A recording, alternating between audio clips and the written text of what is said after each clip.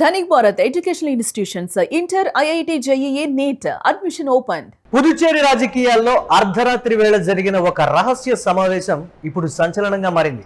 రాబోయే తట్టాంచవడి అసెంబ్లీ నియోజకవర్గ ఉప ఎన్నికల నేపథ్యంలో పుదుచ్చేరి ముఖ్యమంత్రి ఎన్ రంగస్వామితో తమిళనాడు మంత్రి బుస్సి ఆనంద్ జరిపిన ముఖాముఖి భేటీ రాజకీయ వర్గాల్లో పెనుదుమారం అయితే రేపుతోంది. తమిళనాడు ముఖ్యమంత్రి జోసెఫ్ విజయ్ తర్వాత ఆ ప్రభుత్వంలో అత్యంత కీలకమైన వ్యక్తిగా గుర్తింపు పొందారు ఆనంద్.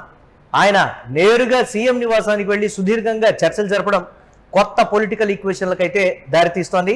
ముఖ్యమంత్రి రంగస్వామి గత ఎన్నికల్లో మంగళం, తట్టాంచవడి 2 స్థానాల్లోనూ విజయం సాధించారు.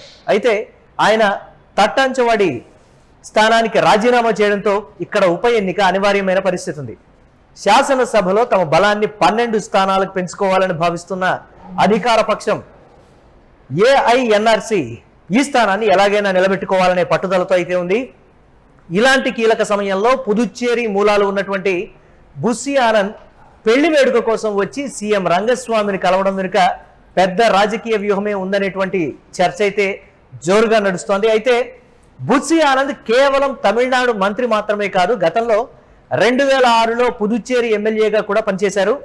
నటుడు సీఎం విజయ్ అభిమాన సంఘాన్ని రాజకీయ పార్టీగా మార్చడంలో ఆనంద్ కీలక పాత్ర పోషించారు. రంగస్వామితో ఆయనకు పాత వ్యక్తిగత రాజకీయ సంబంధాలున్నాయి.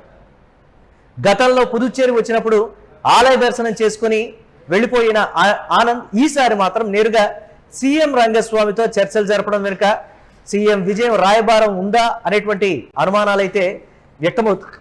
తమిళనాడులో టీవీకే నేతృత్వంలోని ప్రభుత్వంలో కాంగ్రెస్ భాగస్వామిగా ఉన్నప్పటికీ పుదుచ్చేరిలో పొత్తులపై ఇంకా ఎలాంటి అధికారిక చర్చలు జరగలేదు. ఒకవేళ పుదుచ్చేరి ఉప ఎన్నికలో టీవీకే కాంగ్రెస్ చేతులు కలిపితే అధికార ఎన్డీఏ కూటమికి గట్టి పోటీ ఎదురవుతుందని విశ్లేషకులు అయితే భావిస్తూ ఉన్నారు. మరోవైపు గత ఎన్నికల్లో టీవీకేతో కలిసి పోటీ చేసి 2వ స్థానంలో నిలిచింది నేయం మక్కల్ కజగం పార్టీ. ఈ పార్టీ కూడా ఈ ఉప ఎన్నికల్లో పోటీ చేసేందుకు బుస్సి ఆనంద్ను సంప్రదించడం ఈ సీటు చుట్టూ ఉన్నటువంటి ఉత్కంఠనైతే మరింత పెంచుతోంది.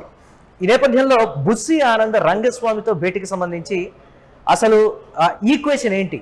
ఏ ఉద్దేశంతో కలిశారు? లేకపోతే క్యాజువల్గా కలిశారా? ఒక మంత్రి హోదాలో ఒక ముఖ్యమంత్రిని కలిసేటువంటి పరిస్థితి ఉందా? లేకపోతే దీనికి రాజకీయ భేటీ ఉందా? లేకపోతే విజయ్ ఏమైనా బుస్సి ఆనంద్ ద్వారా రంగస్వామితోటి ఏదైనా రాయబారాన్ని పంపారా?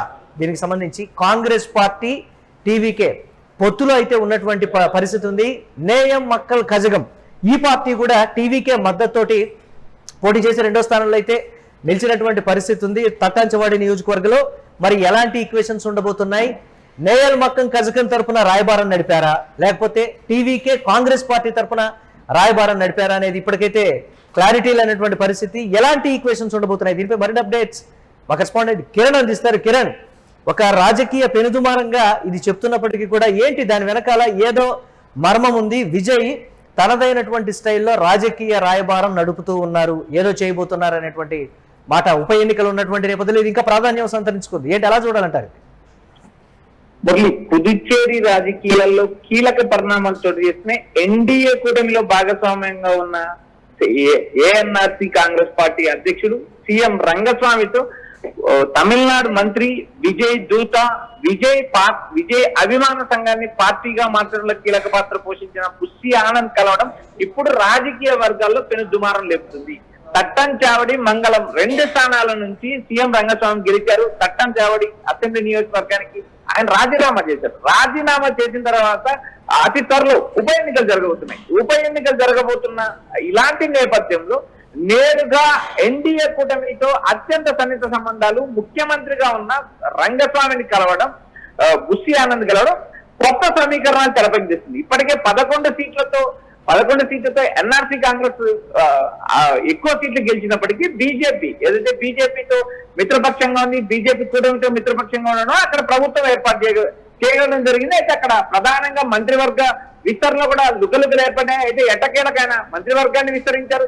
ఇలాంటి నేపథ్యంలో నేరుగా విజయ్ దూత కలవడం పుదుచ్చేరి రాజకీయాల్లో కలవరపాటుకు గురించి ఎన్డీఏ కూటమి రంగస్వామి వైపు అనుమానపు చూపులు చూడటం మొదలు పెట్టిందా, లేక కాంగ్రెస్ పార్టీ గతంలో కాంగ్రెస్ పార్టీ నుంచి ముఖ్యమంత్రి అయి తర్వాత పార్టీని స్థాపించిన రంగస్వామితో ఇప్పుడు విజయ్ దూత మంతనాలు జరపడం కొత్త రాజకీయ సమీకరణాలకు అవకాశం ఇస్తుంది. ఎందుకంటే కాంగ్రెస్ పార్టీకి దూరంగమైన, కాంగ్రెస్ పార్టీ నుంచి వీడి పార్టీ పెట్టిన నేతలందరితో ప్రియాంక గాంధీ నేరుగా మంతనాలు జరుపుతున్నారు.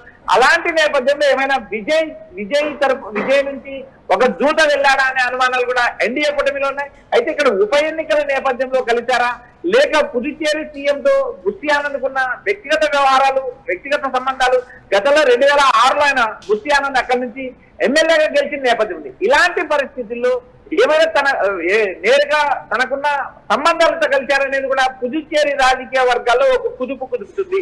ఇక్కడ విజయ్ ఎందుకు రంగప్రవేశం చేశారు?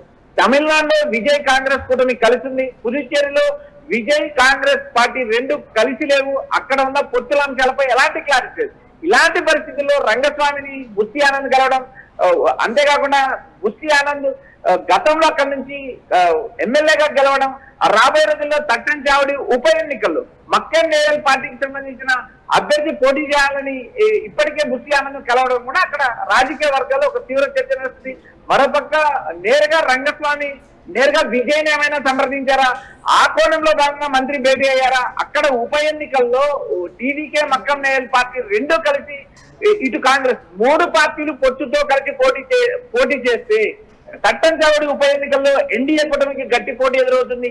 మరోపక్క నేరుగా రంగస్వామి ఆ సీట్ నుంచి గెలిచారు, మళ్ళీ రంగస్వామి ఆ సీట్ ని గెలిపించుకోవాల్సిన పరిస్థితి ఉంది. ఇలాంటి నేపథ్యంలో ఈ ఈక్వేషన్ ఎలా మలుపు తిరుగుతాయా? అంటే అన్ని పార్టీలు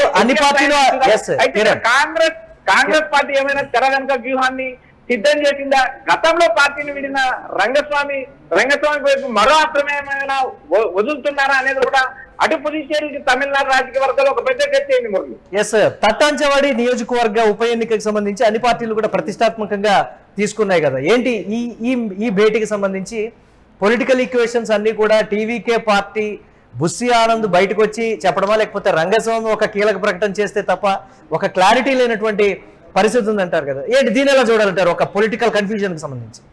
మురళి, ఇక్కడ ఏఐఎన్ఆర్ కాంగ్రెస్ పార్టీకి కూడా ఆ స్థానం అత్యంత కీలకం. ఎందుకంటే అక్కడ ముఖ్యమంత్రిగా ఉన్న రంగస్వామి రాజీనామా చేశారు. ఉప ఎన్నికల్లో గెలిపించుకోవాల్సిన నేపథ్యం ఉంది. ఉప ఎన్నికల్లో కాంగ్రెస్, మక్కన్నయ్యలు, టీవీకి 3 పార్టీలు కలిసి పోటీ చేస్తే అటు ఎన్డీఏ కూటమికి భారీ స్థాయిలో ఎదురు దెబ్బ తగిలే అవకాశం ఉన్నాయి. మరోపక్క ఉప ఎన్నికల్లో అధికార పార్టీ ఒక అభ్యర్థి రాజీనామా చేసి తర్వాత మళ్ళీ ఆ స్థానాన్ని నిలబెట్టుకోవడం కూడా అత్యంత క్లిష్ట పరిస్థితి. ఎందుకంటే రెండు స్థానాల్లో ముఖ్యమంత్రులు పోటీ చేయడానికి గల కారణం ఏంటంటే ఒక స్థానంలో వారికి అనుమానం ఉంటుంది. అలాంటి నేపథ్యంలో 2వ స్థానంలో పోటీ చేయడం కూడా మనం గతంలో చూసాం. అయితే రాబోయే కొన్ని రోజుల్లోనే అక్కడ ఉప ఎన్నికల నోటిఫికేషన్ వస్తుంది. ఇక్కడ ఎన్డీఏ కూటమికి ధీటుగా టీవీకే మక్కన్ నేయల్ కాంగ్రెస్ అభ్యర్థి నిలబడతారా, లేక రంగస్వామి సూచనతో అక్కడ టీవీకే అభ్యర్థులు పోటీ చేయకుండా డ్రాప్ అవుతుందా? తెర వెనుక ఏం జరుగుతుంది అనే అంశాలు ఇప్పుడు పుదుచ్చేరి రాజకీయాల్లో ఒక కలవరపాటుకు గురవుతున్నాయి. మరోపక్క ఎన్డీఏ కూడా నేరుగా బీజేపీ కూడా ఒక రకమైన ఇన్ఫర్మేషన్ లాగుతుంది. నేరుగా బుస్సి ఆనంద్ గెలవడానికి గల కారణం ఏంటి? బుస్సి ఆనంద్ విజయ్ జోతగా ఉన్నారు, తమిళనాడులో మంత్రిగా ఉన్నారు, విజయ్ పార్టీని ఏర్పాటు చేయడంలో కీలక పాత్ర పోషించిన బుస్సి ఆనంద్ రంగస్వామితో భేటీ కావడం ఇప్పుడు తమిళ రాజకీయాల్లో, అటు పుదుచ్చేరి రాజకీయాల్లో ఒక రకమైన పెను దుమారం లేపుతుంది. Right, thanks for updates Kiran.